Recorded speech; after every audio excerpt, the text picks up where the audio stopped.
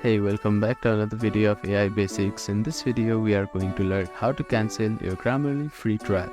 To cancel your Grammarly free trial, follow these steps. Canceling Grammarly free trial via web browser, you should log into your Grammarly account. After that, go to the account section. From here, click on subscription tab to view your current plan and trial status.